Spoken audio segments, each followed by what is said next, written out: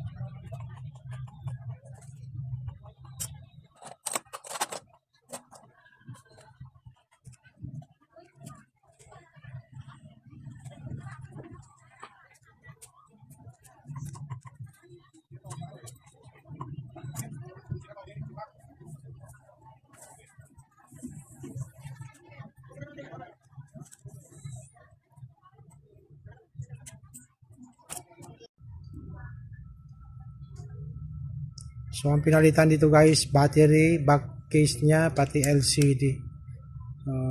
Working na guys. So, tatanggalin na lang natin ito. iPhone disable niya. Tunghayan na lang ninyo guys.